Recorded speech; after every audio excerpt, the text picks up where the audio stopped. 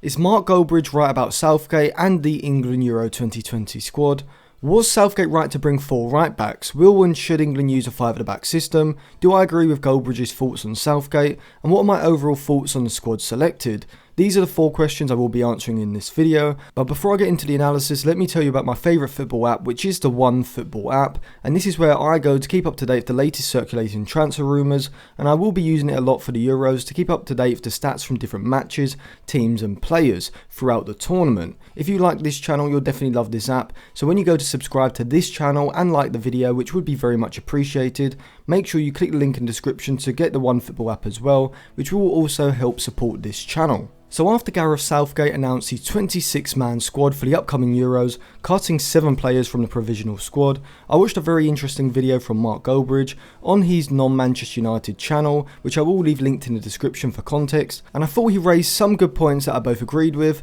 and some that I had a different take to. Goldbridge's view was echoed by a lot of the social media football community as well, so a lot of you probably agree with what he said. So Goldbridge's first point was about Southgate's choice to bring 4 right backs, and like everyone else, I cannot see the thought process behind this. Well, I can slightly, but I'll come on to that in a bit. But fundamentally, why bring 4 right backs when no matter what system you use, you can only use 1 right back at a time, whether you use a 5-3-2, a 4-3-3 or a 4-4-2 or a fucking 3-3-3-1, you cannot really have more than 1 right back row on the pitch at the same time. If Southgate had brought say 6 deeper line central midfielders instead of 4, I could understand that, as you could play a single pivot midfield, a double pivot midfield, a 3-man midfield, or even a 4-man diamond midfield. So you could see how you could use a lot more options in terms of central midfielders than you could with right backs. There is never or should never be a situation when 3 of those right backs are on the pitch at the same time, so it doesn't make much sense to bring 4 of them along, as this would just mean that you have less potential options in other areas of the pitch. Now I think I know why Southgate picked 4 right backs, and Goldbridge was thinking along the same lines, which was that Southgate will most likely use a 5 at the back system.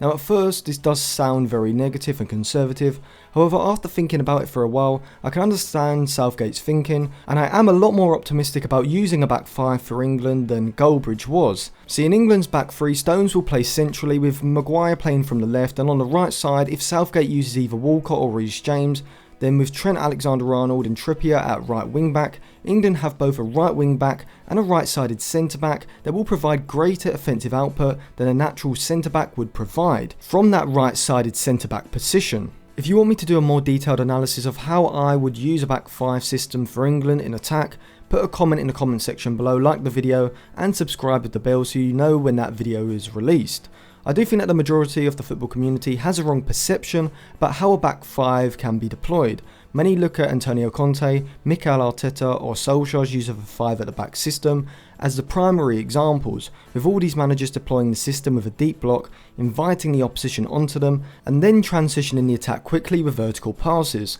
However, you can use a 5 at the back system in a very offensive manner, as we have seen with Pep Guardiola do that in the past at both Manchester City and Barcelona, and also managers like Jorge Sampaoli and Marcelo Bielsa are also good examples. The 5 at the back is simply just a defensive setup. It gives the system extra coverage out wide, with the wing backs able to retain wider positions than they otherwise would be able to do, playing fullback roles in a back 4. This also allows the 5 in front to remain incredibly narrow, cutting off the passing lanes in field and stopping ball progression through the centre of the pitch and in the half spaces, with Tuchel's Chelsea providing a very good example of how to use a 5 at the back system if used correctly, and this can be excellent especially in knockout football, and a good example of this is against Manchester City in the Champions League final. I did an analysis video of that game, which I will leave linked in the description below for you to check out after this video if you want to learn more about this sort of defensive setup. I think Southgate will be inspired by Tuchel's Chelsea, and whilst I do think he may deploy a 4-2-3-1 or a 4-3-3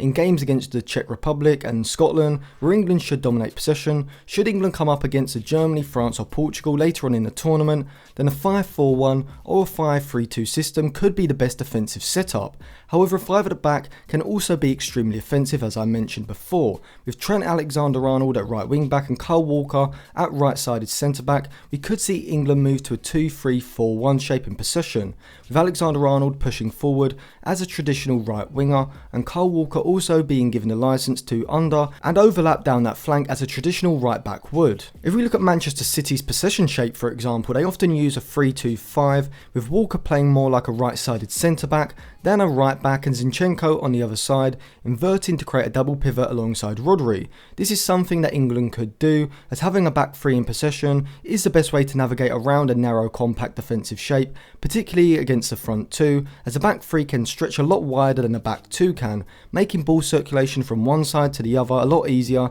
and therefore allowing England to progress the ball into the opposition's half a lot easier. Goldbridge also said that he fears Southgate is too conservative in terms of his style of play, fearing another talented English generation will be wasted because of the management behind them, as happened from 1998 to 2008, where England arguably had one of the, if not the best starting 11s in world football for multiple years. An example of this would be in 2006 and 2008, where England under Sven-Göran Eriksson and then Steve McLaren had a team that could consist of Paul Robinson or David James in goal, Gary Neville at right back, Rio Ferdinand, John Terry and Ashley Cole also in that back line, which is incredible to think about as all four of those could arguably be in an all-time Premier League 11. But in midfield, England also had a crazy amount of options, with Michael Carrick and Owen Hargreaves able to play the role of a deep line midfielder in a midfield three, with Lampard, Gerrard and Scholes all options there as well, with those three probably being the most common three in a debate for the best central midfielder in Premier League history. On the flanks, England had David Beckham,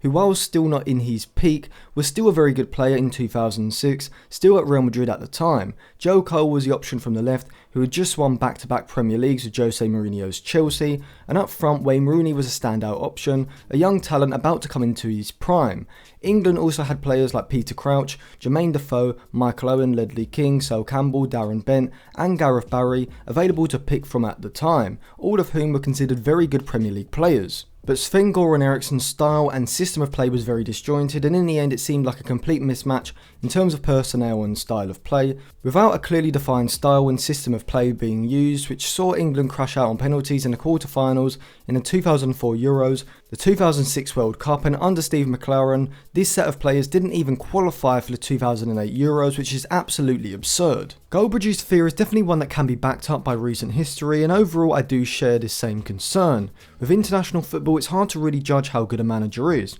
At major tournaments, you get 3 group stage games before going into knockouts, which means that one bad result or unfortunate piece of luck and your tournament is over. During the season, international sides do play qualification games and friendlies, but the change in personnel, as well as the opposition who the bigger sides are playing against, make it pretty much pointless to fully judge a manager based on these games. At the last World Cup, England was certainly fortunate with the draw. They qualified with wins against Panama and Algeria from the group stage, meaning that there was nothing riding on their final game against Belgium, which in the end was to England's benefit that they lost, as in the round of 16 they faced Colombia, who they needed penalties to get past, and faced Sweden in the quarterfinals, a very light opponent to receive at that stage of the tournament. When they came up against Croatia, they were eventually beaten in extra time. This means that in the 2 games against the so-called contenders for the tournament, Belgium and Croatia, England lost both games and lost a 3rd place playoff against Belgium, which really didn't have much riding on it. And throughout the tournament, they didn't really put in impressive performances, which is concerning, particularly as it's quite likely that England could face Portugal, France or Germany in the round of 16. While Southgate's style of play isn't extremely conservative as say a Jose Mourinho's style is, it is far from expressive, and against bigger sides you can see England falling into the trap of dropping deeper and deeper and being less expansive with their offensive system, which while being a tactic that has had success in recent international tournaments and arguably is the best style of play for these knockout tournaments, it would certainly restrict the attacking talent that England do have in their ranks, which could be ingredients for a more profitable way of winning this tournament. But not only could you describe Southgate's tactical style as conservative as Goldbridge did, but I would even go further and describe his management and decision making as highly conservative, if not more conservative. I do have the feeling that Southgate is very much a yes man and often avoids making controversial decisions, which could be the best thing to do, to instead play it safe and avoid any potential criticism, but ultimately also loses the potential of any benefit that comes with making certain so-called controversial decisions. There's a few examples I can think of in regards to this, with picking 4 right backs in the 26-man squad being a good example, as it seems like Southgate would rather avoid the potential scrutiny that comes along with dropping one of Alexander-Arnold, Reece James, Kieran Trippier and Kyle Walker, all of whom could easily command a starting position. In other years for England, Southgate instead drops players like James Ward-Prowse and Jesse Lingard, who are probably obvious targets to be dropped, and therefore he avoids any potential backlash. However, when looking at the bigger picture, a player like Jesse Lingard, James Ward-Prowse and even players like Patrick Bamford, Danny Ings and James Maddison are more likely to win England a game than any right back is, considering the likely starter, Trent Alexander-Arnold, is already clearly one of the best offensive right backs in the world, so there isn't much improvement in that position. But overall, what was my opinion on the England squad? Well, I wouldn't have gone with 4 right backs as I previously said, but I think Southgate did this because he picked the squad around a 5-2-3 system, having Trippier and Trent as 2 solid right wing back options, with Kyle Walker and Reece James as 2 very good right sided centre back options as well. I would have left Trippier at home because even if Trent has an injury, Reece James could easily fulfil that wing back role. I would have instead brought along someone like James Maddison, who I feel offers playmaking ability in the centre of the field that only Mason Mount and Jack Grealish can do to the same level, and even then Grealish is more of a wide playmaker who drifts into the half space in behind the opposition's midfield, and Mount is much better between the lines as well, whereas Maddison is a lot more suited to floating between the lines and into deep positions, from where his long passing ability and vision from deep would be an improvement on Mount. James Ward-Prowse is unlucky not to be selected, but in Calvin Phillips, Declan Rice, Jordan Henderson and Jude Bellingham, England have 4 excellent options in those deeper midfield roles. Next week I will be putting out a video talking about how England should set up tactically to beat Croatia, so you can see how I would deploy England's central midfield for their first group game. If Mason Greenwood had been fit enough, I would have brought him instead of Saka as well, though I do think Saka offers a lot of value in this England squad, so I'm not too bothered about that. But overall, as Goldbridge said, I do think people were overreacting to this squad announcement, as I do believe that if England do fail in this tournament, it won't be down to the lack of talent or quality and depth in the squad, but the management of that talent instead. So I would say that this is more or less the right squad to have gone with for this tournament. So after recording this, it turns out that Trent Alexander-Arnold has been ruled out of the Euros with injury, so Southgate does have the option of bringing someone else in now. I would have brought in James Maddison, but he wasn't in the provisional squad, so I would instead go with James Ward-Prowse because of his set piece ability. Some may argue for Jesse Lingard, but with Grealish, Mount, Foden, Sterling, Sancho and Rashford, England are already stocked with a great variety of attacking talent, and I think James Ward-Prowse will bring a skill set that England lack without Alexander-Arnold now in the squad. So thank you for watching. If you enjoyed that video, remember to subscribe to the channel and click the bell for notifications, give the video a like, follow me on Twitter and Instagram for more content, and go to the description to check out some of my other videos as well.